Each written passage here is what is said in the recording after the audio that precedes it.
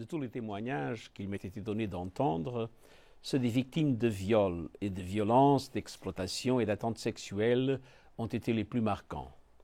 Ces histoires sordides me hanteront à jamais. De tels actes de barbarie ne devraient jamais se produire. Ils ne devraient surtout jamais pouvoir être associés à des individus qui servent sous le drapeau de l'ONU en quelque qualité que ce soit.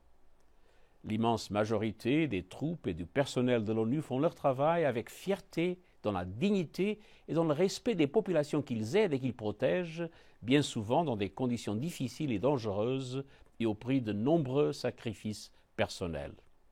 Pourtant, notre organisation continue de faire face au fléau de l'exploitation et des atteintes sexuelles, et ce, en dépit des efforts importants faits depuis de nombreuses années pour remédier au problème. Il nous faut changer de stratégie. Lors de mon premier discours en tant que secrétaire général, je me suis engagé à coopérer étroitement avec les États membres sur des mesures structurelles, juridiques et opérationnelles qui permettront de faire de la tolérance zéro une réalité. La toute première semaine de mon mandat, j'ai créé une équipe spéciale chargée de mettre au point, dans les plus brefs délais, une stratégie nouvelle et ambitieuse visant à prévenir et à punir l'exploitation et les atteintes sexuelles commises par des membres du personnel de l'ONU. Je présenterai aujourd'hui même mes propositions à l'Assemblée générale pour examen.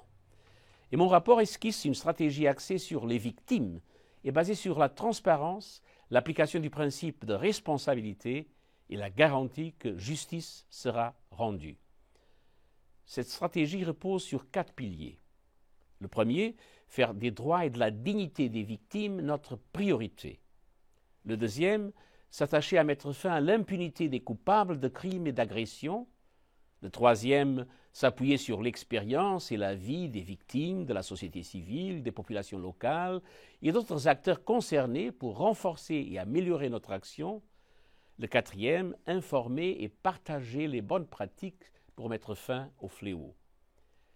L'exploitation sexuelle étant par ailleurs profondément enracinée dans les inégalités et la discrimination entre les sexes, nous devons absolument promouvoir une représentation équilibrée des sexes dans l'ensemble de la grande famille de l'ONU, dans nos missions et au sein de nos forces de maintien de la paix. Nous ferons ainsi progresser la parité tout en réduisant le nombre d'agressions. Je sais qu'ensemble, nous pouvons y arriver. Engageons-nous dans ce combat pour toutes celles et ceux qui comptent sur l'ONU pour l'apporter l'aide et la protection indispensables à leur survie, mais aussi pour les dizaines de milliers de membres du personnel de l'ONU qui, partout dans le monde, viennent en aide aux populations avec courage et portent haut les idéaux les plus nobles de l'organisation. Affirmons-le d'une seule voix. Nous ne tolérerons pas que quiconque commette ou cautionne des actes d'exploitation ou des attentes sexuelles. Nous ne laisserons personne recouvrir ces crimes du drapeau bleu de l'ONU. Chacune des victimes mérite que justice soit faite. Chacune des victimes mérite notre soutien sans faille. Ensemble, tenons cette promesse.